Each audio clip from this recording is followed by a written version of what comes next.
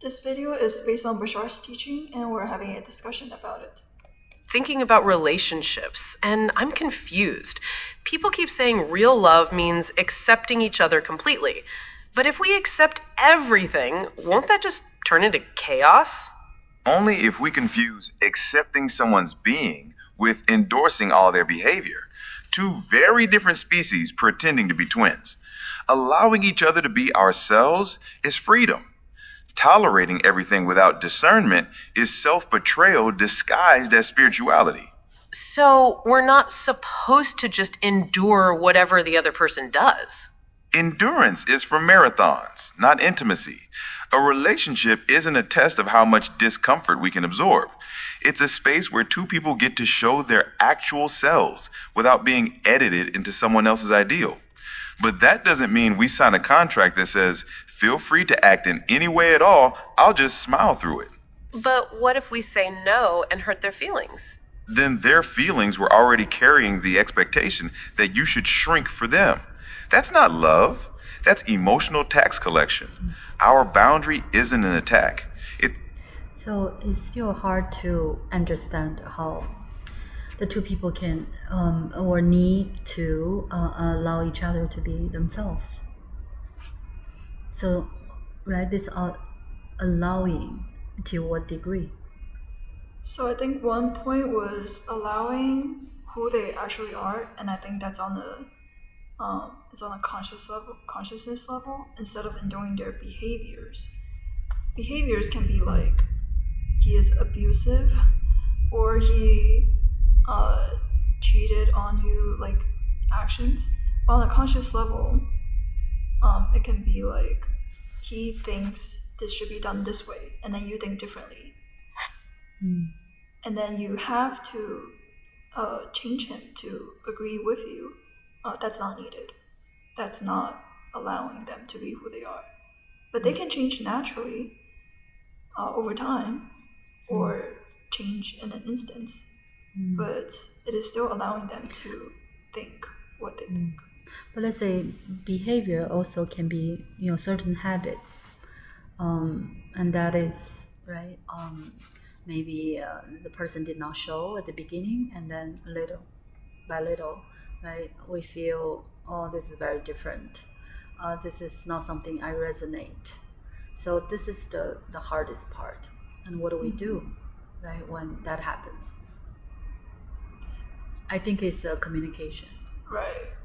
You let that person know and say, this is, for example, if you keep your nails dirty, and that is really not something that I can feel okay about it. I know it's a small thing, but it really kind of interfere or started affecting our connection. It's like every time I see your nails, I would get, I don't know, triggered, or right. So I won't feel comfortable. And if, let's say, worst case, if that person says, no, I'm not gonna change this, I'm always like this, if you cannot accept this, then we shouldn't be together. Then you make a decision. There's like other things that you like about him override again. For me, it's almost impossible. But I feel other people can, right? They say, just pretend I did not see. So that depends on the person. Yeah. So now, would it be necessary to reflect on myself? Like, why do I get triggered? Why do I don't think this? You can, but I will say, right, we have certain things it's like a bottom line, right? You have to keep your the whatever that I can see, right, like your nails, your teeth, let's say, right, your hair, right, those has to be clean, right? And so that's I think that the people's preference, and it's okay, right? We say this is not something I can continue the relationship. If you want to keep this way, then it's okay. And so if that person really feels that the connection is important to him, to her, they know what to do. But this is not to force them to change. You make your suggestion and you let them know, right? Because if you don't let them know, right, you just act like you're not happy about something they are not aware. That is not good, right?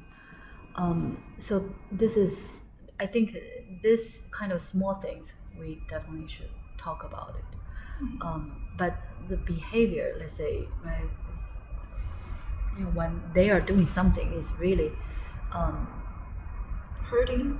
yeah, or in a way discontinuing, right, the relationship, then you can tell them this is the first time and last time, or I cannot take even, right, just one time, right, I need to get out, right?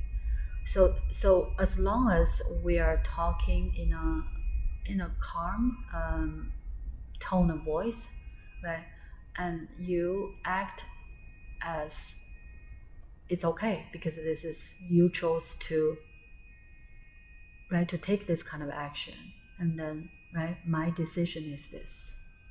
So this is still allowing, I think, each other to be who they are. Simply saying, this is where my natural self lives. In fact, clear boundaries help the other person relax. Nobody has to guess. Nobody has to tiptoe. So, allowing someone to be themselves means what? Letting them have their truth, their quirks, their preferences? Exactly. Their inner compass is allowed to point where it points. We don't twist it to match ours. But if their actions violate our compass, we communicate. Freedom for both, not just one. The moment one person's authenticity requires the other person to disappear, that's not a relationship. That's a magic trick where one partner vanishes. That sounds funny, but painfully accurate. Humor helps the medicine go down. Listen, a real relationship is two truths sharing a table, not two masks negotiating a peace treaty. When we try to be what the other wants, resentment grows like mold. When we demand the other to be what we want, the connection snaps in half. The balance is simple. Be yourself and I'll be myself. If our natural selves fit, beautiful. If not, we adjust or we part without pretending. So, love isn't about tolerating everything, it's about supporting each other's real nature while staying true to our own. Yeah, I think that's it, right? So there's no right or wrong, but you both have to feel, right? Being in the relationship is not something is shrinking you. It's not making you feel you're sacrificing something, you're not expressing something. However, being like too excited or emotional, or especially showing the negative emotions about something, yes, we do that. But I think it's really,